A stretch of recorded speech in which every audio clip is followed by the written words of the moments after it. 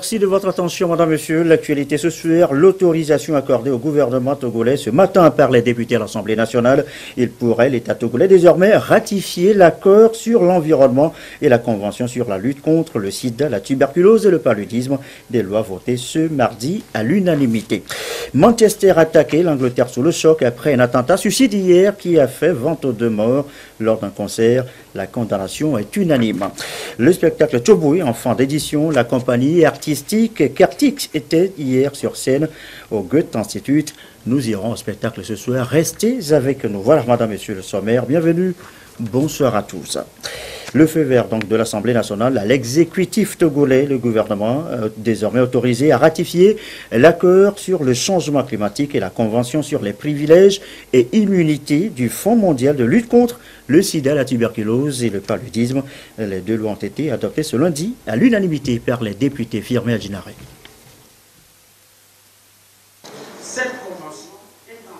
La troisième séance plénière de la première session ordinaire de l'année 2017 a été consacrée à l'adoption de deux projets de loi. Le premier autorise la ratification de l'accord sur le changement climatique et l'autre la ratification de la Convention sur les privilèges et immunités du Fonds mondial de lutte contre le sida, la tuberculose et le paludisme, signé à Lomé le 27 janvier 2016. Les problèmes de santé des populations et ceux liés au changement climatique constituent aujourd'hui l'une des priorités du gouvernement qui veut offrir à la population les meilleures conditions d'hygiène et de santé. Après lecture et examen, les députés ont voté à l'unanimité ces deux textes. Les députés de la majorité et ceux de l'opposition ont estimé que ces nouveaux outils juridiques viennent renforcer la sécurité nécessaire à la réalisation des projets et programmes en faveur des populations à la base. Les commissaires du gouvernement, André Johnson en charge de l'environnement et des ressources forestières et Yark Damhan de la sécurité et de la protection civile, représentant son collègue de la santé, ont exprimé leur engagement à œuvrer en vue de traduire dans les faits ces nouveaux instruments juridiques pour le développement du pays.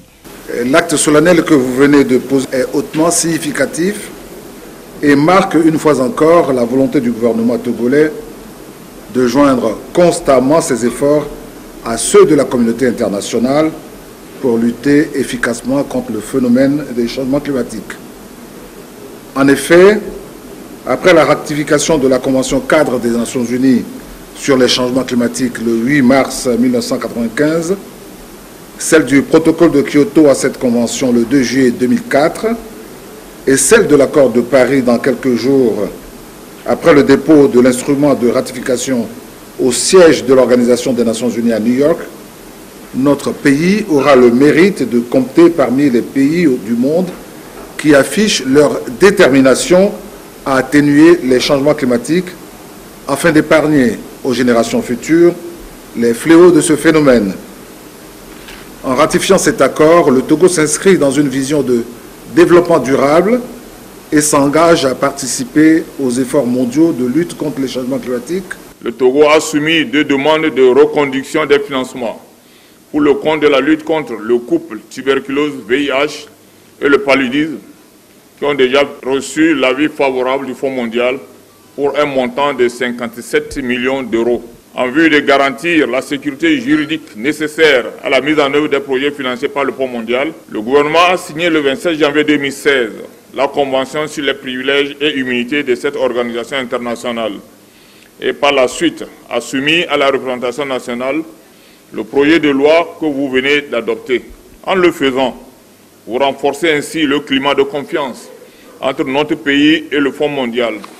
Et cela augure des lendemains meilleurs pour la poursuite des bonnes relations qui existent entre les deux parties. La deuxième vice-présidente de l'Assemblée nationale, Ibrahima Memunatu, qui a dirigé la séance, a indiqué que l'adoption et la ratification de ces instruments juridiques permettront d'assurer le bon fonctionnement des projets de développement au profit des populations. Ces autorisations vont permettre à notre pays, d'une part, de consolider son partenariat avec le Fonds mondial dans l'intérêt de nos populations et d'autre part de s'inscrire dans une vision de développement durable en jouant sa partition dans la lutte contre les changements climatiques. Dans les deux cas, par ces autorisations de ratification, notre pays bénéficiera aussi bien de l'assistance technique que financière adéquate pour son accompagnement. C'est donc à juste titre que notre pays accepte d'accorder un régime des immunités et privilèges des biens et du personnel du Fonds mondial afin de faciliter son fonctionnement régulier et efficace. En mettant ces nouveaux instruments juridiques à la disposition du gouvernement, l'Assemblée nationale entend manifester sa satisfaction quant aux mesures contenues dans la Convention et l'accord cité. Après cette étape, les deux lois iront sur la table du gouvernement en vue de leur ratification. De leur côté, les femmes parlementaires travaillent en ce moment, elles, sur le code pénal révisé. Leur objectif, rendre le test et les dispositions intérieures accessibles à tous, surtout aux femmes, leurs sœurs. Ce code qui comporte de nombreuses innovations. Sylvia Gakpo, Albertine Yakin. Parmi les réformes politiques, juridiques, sociales et économiques en matière d'équité et d'égalité genre, entreprises par le gouvernement togolais, un objectif précis se dégage, celui de réduire autant que possible les discriminations basées sur le genre, pour donc permettre à toutes les couches sociales de participer au développement du pays. Le caucus des femmes parlementaires effectue des tournées sur le terrain. Dans les différentes préfectures visitées, la délégation s'évertue pour disséminer les dispositions du Code pénal de 1980 révisées successivement en 2012 et 2014. À l'étape de la préfecture du Golfe, la mobilisation des femmes était grande. Demander à une femme de s'agenouiller sur les coques de noix de palme ou rester dans une chambre enfermée à côté d'un feu dans lequel on met du piment et demander à la femme de ne pas tousser ou de ne pas éternuer. Il y a le viol entre époux qui est érigé en infraction aujourd'hui. Il y a l'inceste qui n'était pas puni mais qui aujourd'hui rentre dans l'ordonnancement juridique du Togo. Il n'y a plus que le mari est le chef de famille et qu'il soit obligé de subvenir aux charges du foyer. Il y a que actuellement ce qui s'applique aux successions des défunts, des conjoints ou conjointes décédés, c'est le droit moderne. Aussi, l'âge nuptial a été harmonisé chez les filles comme les garçons à 18 ans. La deuxième vice-présidente de l'Assemblée nationale, présidente du caucus des femmes parlementaires, a exhorté les participants à l'appropriation des innovations à leur endroit. La ministre de l'Action sociale s'est réjouie de cette activité. En attendant, nous avons... Autre session évoquée ce soir, la deuxième séance de l'année pour le Conseil national du dialogue social. L'instance fait l'analyse du nouveau document devant lui servir désormais de feuille de route. L'objectif, eh bien, c'est de redynamiser, de rénover la structure des Dégoussao. Sylvain Aboudou. Le Conseil national du dialogue social revisite sa feuille de route après 10 ans de parcours. L'institution veut se redynamiser pour assurer son bon fonctionnement. Et pour y arriver, un document bilan a été élaboré, document ici soumis à analyse et étude entre gouvernement, patronat et organisations syndicales. Ils vont diagnostiquer, solutionner les dysfonctionnements et repartir sur de nouvelles bases. 10 ans dans la vie d'une institution, c'est très important. Il faut tout à fait s'arrêter et regarder qu'est-ce qui a pu être fait, qu'est-ce qui est bon, qu'est-ce qui n'est pas bon, qu'est-ce qu'il y a à reprendre. Il y a eu des manquements au niveau du fonctionnement du Conseil national du dialogue social. Donc, nous avons l'avantage aujourd'hui de revoir tous ces manquements et de les corriger et de donner une nouvelle dimension au Conseil national du dialogue social. Un nouvel élan pour stimuler la croissance et accélérer le développement socio-économique recherché à travers ce document. À l'analyse de ce document, on a pu quand même examiner, faire ressortir les difficultés qui freinent la bonne marche de cette structure, et en même temps d'essayer de juguler les faiblesses, les enjeux qui bloquent le fonctionnement de la marche de cette structure et qui à un moment donné a plombé même la structure. Tout ceci dans l'optique de promouvoir la concertation et contribuer surtout à l'épanouissement social et professionnel de tous les acteurs du monde du travail. Nous savons qu'il y a des difficultés dans les unités de production, dans les entreprises, dans les secteurs d'activité, dans l'administration publique. Et il est évident que c'est seulement à travers la disponibilité de tous les acteurs. C'est à travers la concertation, l'écoute mutuelle et en réalité le dialogue social que nous pouvons rechercher les meilleures solutions pour faire avancer notre pays. Il s'agissait pour nous de jeter un regard rétrospectif pour voir au cours des 10 ans d'existence et de fonctionnement, qu'est-ce que nous pouvons retenir comme acquis, comme dysfonctionnement éventuel, comme insuffisance et faiblesse éventuelle du Conseil national du dialogue social pour en tirer des enseignements afin d'améliorer, de rénover, de redynamiser le dialogue social. Le Conseil national du dialogue social est une structure mise en place par le gouvernement conjointement avec les partenaires sociaux, notamment le patronat et les organisations syndicales des travailleurs. L'étude du présent document de cette deuxième séance de la première session va être reprise et soumise à examen en vue de son adoption à la prochaine session du Conseil. Où en est-on avec les réformes économiques lancées fin décembre 2016? Eh bien, l'exercice d'évaluation a commencé depuis ce matin. Ministère de l'économie et des finances, partenaires et les autres cabinets ministériels tentent de noter les performances et d'identifier les goulots de tranglement. On en saura donc un peu plus. Lucassi, Carmen Madji à Capo. Représentants des départements ministériels et institutions de la République, partenaires techniques et financiers, acteurs de la société civile et du secteur privé évalue la performance des réformes élaborées par les ministères à fin décembre 2016. Selon cette 14e revue, 20% des réformes ont été performantes, 23% moins performantes et 57% ont été réalisées avec l'appui des partenaires techniques et financiers. La performance des réformes a été bonne et nous avons opté pour une nouvelle méthodologie d'évaluation de la performance. Et la nouvelle méthodologie qui rentre dans le cadre des budgets programmes veut que désormais c'est les responsables des programmes qui soient notés et évalués.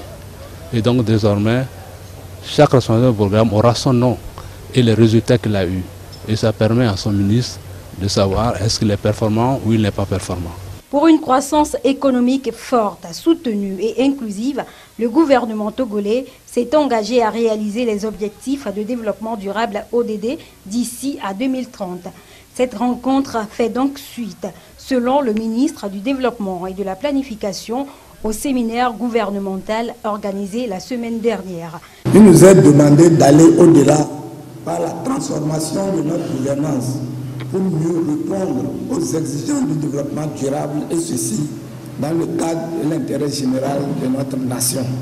Ainsi, le budget du programme, qui est l'un des outils de la gestion axée sur les résultats, constitue la première étape d'un processus visant à développer une culture de la performance. Il sera complété par des rapports annuels de performance contenant une évaluation de l'efficacité et de l'efficience de la gestion des affaires publiques.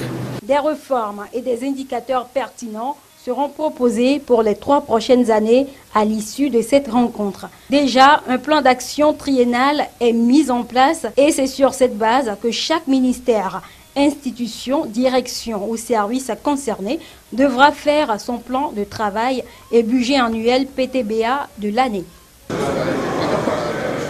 Retour à l'environnement dans cette édition. Le ministère désormais en guerre contre les effets néfastes des produits organiques et persistants, les POP comme on les appelle, sur la ligne du front. Les inspecteurs de l'environnement armés depuis ce matin sur les stratégies de gestion des POP. Au final, un environnement de qualité pour une meilleure santé des populations. Reportage Ferdinand Chassoua, Marceline Chakala. Les produits chimiques ont un effet néfaste sur la santé de l'homme. Que ce soit dans le domaine agricole ou énergétique, ils sont toujours présents. La gestion de ces produits appelés polluants organiques persistants, POP, est souvent ignorée par les utilisateurs. Ici, une trentaine d'agents relevant du domaine de la police sanitaire et des inspecteurs phytosanitaires et environnementaux se forment sur la question. Les polluants organiques persistants sont des substances chimiques toxiques pour la santé, bioaccumulatifs, donc s'accumulent dans l'organisme, et remanents parce qu'ils ne se détruisent pas rapidement et sont sujets à des transports sur de longues distances. Là où ils ne sont pas produits, on les retrouve là-bas. Aujourd'hui, on s'est rendu compte que ces produits causent des problèmes de santé et des impacts sur l'environnement. Plusieurs produits organiques persistants ont été ciblés conformément aux critères établis et des mesures sont prises pour freiner leur entrée dans notre pays. Quand ces produits arrivent au niveau des frontières, avec les connaissances qu'ils ont eues, ils peuvent facilement les reconnaître. Et les reconnaître et puis bon, les faire en sorte que ça ne rentre pas aussi d'une manière anarchique sur le territoire national. Avec la formation, ils auront la liste de ces produits qui sont homologués. Et quand une marchandise arrive, vu la liste qui sont des produits homologués, si dans cette marchandise il n'y a pas de ces produits qui sont homologués dedans, ça veut dire que le produit est purement simplement refoulé. Après les douaniers et les inspecteurs de l'environnement, d'autres acteurs, à savoir les élus locaux et les agriculteurs, vont bénéficier de la même formation. Et le moins qu'on puisse dire, le constat, c'est que nous en sommes encore à l'utilisation anarchique des ressources naturelles. Le programme MAP, entendez, l'homme et la biosphère, entame une session de formation. C'est pour essayer de remettre les comportements humains à l'endroit. Les précisions de Patrice Siboko. Notre écosystème planétaire dans lequel la vie est possible est aujourd'hui en passe de se dégrader. Et l'homme en est la principale cause. Pour freiner cette destruction, l'UNESCO a mis en place un programme dénommé L'homme et la biosphère. Le Togo, depuis 1995, a créé un comité au plan national pour son exécution. Cette formation est organisée pour donner à tous les membres les outils nécessaires pour intervenir au niveau local et au niveau national. Intervenir dans quel sens? Intervenir dans la conservation de la biodiversité, son exploitation pour le bien des populations, pour leur économie, donc pour leur développement socio-économique durable. Cette formation est une occasion pour les membres de ce comité de connaître la relation homme-nature afin de susciter chez l'homme l'éveil de la conscience écologique pour mieux protéger la biosphère.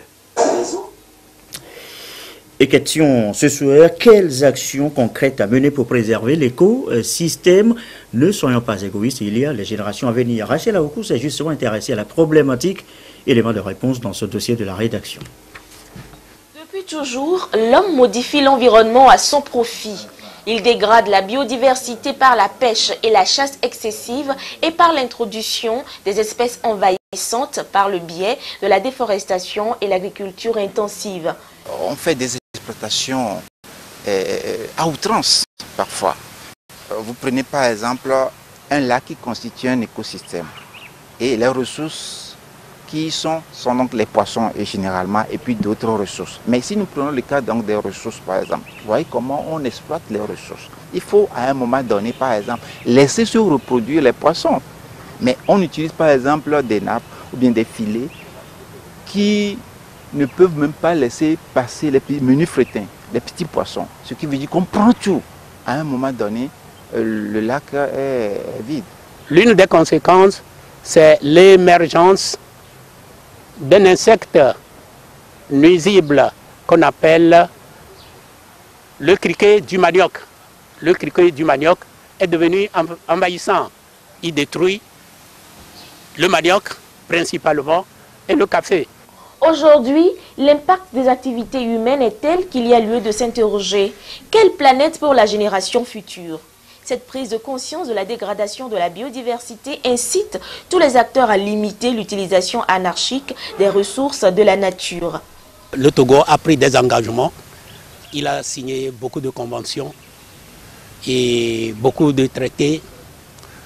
Et ce qui montre que le pays s'est engagé dans la voie de la sauvegarde de la biosphère. Il y a aussi des institutions qui sont chargées de gérer toutes les composantes de la biosphère. Vous avez les sols, la faune, la flore. La question de sauvegarde de l'environnement mobilise aujourd'hui beaucoup de personnes et les mesures prises semblent porter leurs fruits. Si vous allez au niveau du lac, le lac Togo, le poisson qui est pêché aujourd'hui, vous constatez que la taille a énormément diminué à cause du fait que les mailles n'étaient pas contrôlées pour adapter les filets à la prise qui est autorisée. Et donc il y a ces efforts aujourd'hui. La sensibilisation doit se poursuivre de manière accrue. Il faut aussi éduquer et former la population et mettre en place un mécanisme de surveillance afin de suivre de près les actions de l'homme sur l'environnement. Et le saviez-vous, samedi 23 mai dernier, eh bien, c'était la journée mondiale de la météorologie, à ne pas confondre avec la météorologie. Ici, il est question de mesure et non de météo, mesure ou mesurage indispensable dans les transactions commerciales. Et le thème cette année est très actuel, les mesures pour les transports. Les explications, Julie Patkana et Demsosoko. Plus de 80 pays célèbrent l'impact des mesures dans notre vie quotidienne. Pour garantir la justesse et l'équité dans les transactions, le respect des normes de qualité mais aussi et surtout de mesurage s'impose. Cette année, les opérateurs économiques et les gouvernants sont appelés à réfléchir sur les mesures pour les transports. Ce thème traduit à la fois le défi de mesurer avec exactitude des grandeurs telles que la vitesse, le poids, la distance et le rythme soutenu du changement que la science de la mesure doit suivre aujourd'hui. Quelle est l'importance des mesures pour les transports? Les mesures et la science de mesurage, c'est dans toute la vie quotidienne. Mais les transports, vous savez, tout ce que nous faisons, on peut dire que rien ne peut se faire en matière de transport sans mesure. Mais si il faut aller chercher l'essence, mais pour mettre dans nos voitures, les routes sur lesquelles les véhicules circulent, tout est mesure. Le nombre de véhicules même qui circulent sur une voie, c'est mesuré. Les émissions des véhicules pour la protection de l'environnement, c'est mesuré. Et vous savez que l'UEMOA a adopté depuis 2005 un règlement relatif aux charges à l'essieu, le poids des gabarits. Donc il faut qu'on respecte des limites autorisées pour que ces voies-là puissent survivre. Le mesurage doit s'observer donc à tous les niveaux. Tout est mesure parce que c'est ça pour l'équité dans le commerce. Si vous achetez quelque chose pour 500, il faut qu'on sache que vraiment ça équivaut au prix que vous payez. Il y a les vérifications périodiques que nous faisons. Donc nous allons dans les stations d'essence. Nous contrôlons les mesureurs pour voir si les mesureurs sont toujours conformes. Parce que l'usure peut faire que ça peut être un peu déséquilibré. Il va falloir aller à l'achat, à la vente par des balances pour l'équité dans les transactions. Parce qu'aujourd'hui, quand on va au tas, je ne sais pas, les bols qui diffèrent d'un lieu à autre, d'un marché à un autre, même d'une denrée à une autre, ça ne garantit pas l'équité. S'il est clair qu'on doit disposer de moyens de transport innovants pour les transactions, il est également important que ces moyens répondent à des exigences sans cesse croissantes en termes de performance économique et environnementale. La direction du conditionnement et de métrologie légale compte démarrer bientôt une vaste campagne de sensibilisation pour le respect de ces normes. Écho du H-Chrome, toujours en tournée de sensibilisation sur le terrain. La mission avec à sa tête aujourd'hui sa présidente s'est posée ce mardi à la préfecture d'Aguenivé. Le message, le compte rendu de Ramdan Bassina. Après la préfecture des lacs Bamonou, Vaux et Golfe, la présidente du H-Crown, Awanana Daboya et sa délégation sont ce jour dans la préfecture d'Aguenivé. Il est question d'expliquer aux différents acteurs de la vie nationale le bien fondé des programmes de réparation liés aux violences politiques de 1958 à 2005, la justice transitionnelle et le caractère symbolique des indemnisations. Le Togo a beaucoup souffert des violences qui se sont produites depuis là jusqu'ici. Donc l'initiative de H-Crown est louable parce que quand tu commets une erreur et à un moment donné tu reconnais que tu as mal fait, tu répares. Tu essaies d'approcher l'autre pour que vous vous entendiez, quoi, pour qu'il y ait la paix. Saluons la démarche de Ashkroun pour l'initiative prise. Ce soir, nous l'avons reçu et les explications, l'exposé, les exposants, ils ont fait de bonnes communications. Nous avons compris. J'ai posé une question relative aux disparus. Comment ils vont faire? Ceux qui ont quitté le territoire, ceux qui sont sur d'autres territoires, d'autres pays, les enfants enlevés, les proches parents, comment ils vont faire pour pouvoir les retrouver? Et puis j'ai fait également une proposition. À la fin, je souhaiterais à ce qu'un monument, un grand monument, soit érigé en mémoire de ceux qui ont versé leur sang, ceux qui ont perdu leur vie dans cette histoire dans l'histoire de notre pays. Apprendre des erreurs du passé, pardonner, mais surtout avancer ensemble pour la construction d'un pays réconcilié, uni. Tel est le message du Ashkroun aux populations de la préfecture d'Aguanivé. Notre message à l'endroit de la population de la préfecture d'Aguanivé, c'était de leur présenter le contenu du programme de réparation, de leur demander de s'associer à tout ce processus pour accueillir et participer et également tourner la page, parce que dans le processus de justice transitionnelle, le maître mot, c'est le pardon. Il faut que les gens puissent se pardonner pour tourner la page et pour écrire une autre forme d'histoire de notre pays. Différentes sortes de réparations sont prévues pour soulager les peines des victimes recensées. Il s'agit de la restitution, l'indemnisation, la réadaptation, la satisfaction et la garantie de non-répétition. Il est 20h27 à l'étranger. Le Royaume-Uni sous le choc. Le terrorisme a encore a tué cette fois-ci à Manchester. La police en est désormais certaine. C'est un attentat suicide qui a fait 22 morts et une soixantaine de blessés. Hier soir, un homme a fait exploser sa bombe au milieu de la foule à la fin d'un concert de la star américaine Ariana Grande. Regardez. Manchester, hier soir, une bombe explose à la fin d'un concert. C'est la deuxième fois cette année que le Royaume-Uni est touché par une attaque. En mars dernier, un homme fonce sur des passants sur le pont de Westminster et poignarde à mort un agent de police devant le Parlement. Face à cette menace terroriste, le Royaume-Uni a renforcé ses mesures de sécurité, et ce, dès 2005, après les attentats dans les transports londoniens. Cela fait 2 ans que le pays est placé sous un niveau d'alerte sévère, 4 sur 5. 126 000 policiers sont déployés sur tout le territoire, mais peu sont armés. Un choix qui fait débat. Depuis l'an dernier, 600 agents supplémentaires ont une arme. Des mesures de sécurité spécifiques ont également été mises en place. Possibilité d'arrêter des suspects sans mandat, retrait de passeport ou encore contrôle aux frontières. Les services de renseignement ont également été renforcés en 2005, avec 2000 agents de plus. Retour chez nous dans le reste de l'actualité. Victime de vol dans votre boutique ces derniers temps. Votre cambrioleur vient peut-être d'être arrêté. La police a présenté ce matin un individu. Sa spécialité, justement, cambrioler les boutiques. Le récit des faits est ici, Tabita Kako. Je m'appelle Boubacar Adamou. On m'a interpellé la semaine passée. J'avais pris de l'argent avec 2 écrans placement. C'est dans une boutique. Oui. C'était vers les 4 heures, je pense. J'avais ouvert les barreaux de la fenêtre avec la crique. Et je me suis introduit dans la boutique. J'ai ouvert les caisses et j'ai pris l'argent. 1 300 000. J'étais seul. La ville de Lomé et ses environs ont connu constamment ces derniers temps une série de cambriolages qui ont été constatés par la police.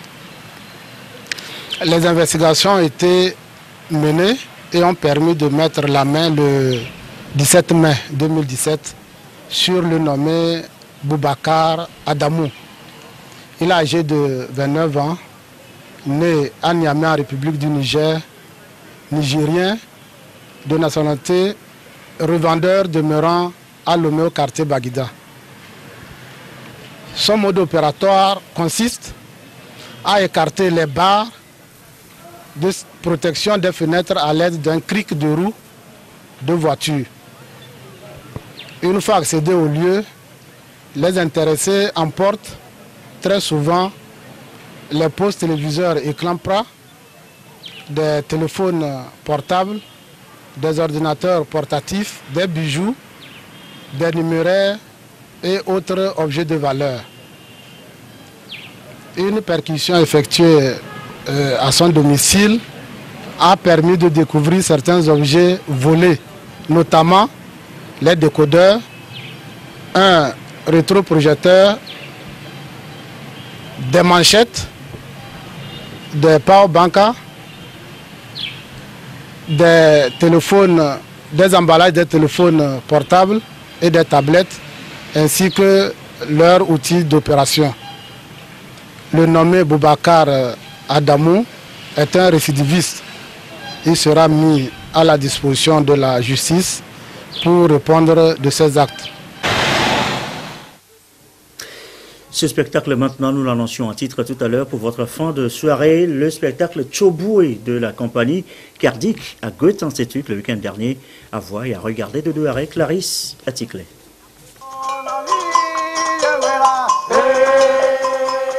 C'est un échantillon de danse et chant traditionnel du Togo.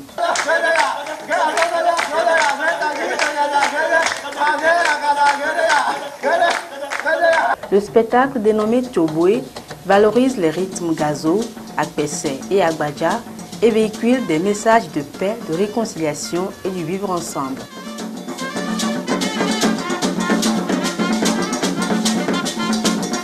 Le spectacle Tchoboué vient pour réconcilier, pour cerner, pour former un cercle, pour dire c'est ensemble vraiment qu'on peut aller loin. Cette activité culturelle est un espace ouvert au public pour revivre leur culture et partager une joie collective. Ça réveille la tradition, ça suscite à la danse, c'était bien. J'ai vraiment aimé. Tradition, culture et danse sont les points saillants de la compagnie artistique Cardique, dont l'ambition est de promouvoir et sauvegarder le patrimoine culturel du Togo. Elle est accompagnée dans ce élan par le centre culturel allemand Goethe-Institut. Cette soirée est organisée par une compagnie que le Goethe-Institut accompagne dans le cadre de l'appel à projet qui a été lancé il y a quelques mois pour la première partie du mois de l'année 2017. Et depuis la semaine passée, il y a un nouvel appel à projet qui est lancé en vue de sélectionner des projets artistiques et culturels. Ce groupe musical composé de 4 personnes a déjà sillonné plusieurs pays de la sous-région pour vanter les richesses culturelles du Togo à travers des spectacles riches en couleurs et en sons. Et c'est quelques communiqués avant de refermer cette édition du soir, communiqué du ministre de la Communication, de la Culture, des Sports et de la Formation civique, appelle la candidature pour la sélection de 3 sketchs de sensibilisation au civisme et à la citoyenneté. Dans le cadre de la mise en œuvre de la politique nationale de formation civique et d'éducation à la citoyenneté et conformément au plan de travail annuel 2017 de la direction de la formation civique, le ministère de la Communication, de la Culture, des Sports et de la Formation civique lance un appel à candidature en vue de sélectionner 3 meilleurs sketchs sur support audiovisuel dans le domaine du civisme et de la citoyenneté. L'objectif poursuivi est de permettre à la DFC de disposer de supports audiovisuels de sensibilisation. À cet effet, les acteurs désireux de participer au présent appel à candidature sont invités à déposer leurs propositions tous les jours et heures ouvrables du mardi 1er ou au vendredi 1er septembre 2017. Vous pourriez consulter les conditions dans le quotidien national Togo Presse. Autre communiqué toujours du ministre de la Communication, de la Culture, des Sports et de la Formation civique, appelle à projet à l'endroit des médias dans le cadre de la mise en œuvre de la politique nationale de formation civique et d'éducation à la citoyenneté et conformément au plan de travail annuel 2017 de la direction de la formation civique. Le ministère de la Communication, de la Culture, des Sports et de la Formation civique lance un appel à projet citoyens en vue de sélectionner et de primer 15 micro-projets portés par les médias dans le domaine du civisme et de la citoyenneté. L'objectif de cette initiative est d'amener les médias à promouvoir le civisme et la participation citoyenne. À cet effet, le ministre informe les médias désireux de participer au présent appel à projet que le dépôt des dossiers de candidature se fera tous les jours et heures ouvrables du lundi 3 juillet au lundi 31 juillet 2017. Pour le dossier de candidature, vous pourriez consulter le quotidien national Togo Presse. Voilà qui m'a fait définitivement à cette édition du soir. Merci à vous qui nous suivez ce soir encore sur la télévision togolaise et comme d'habitude, toujours fidèlement. Très belle soirée.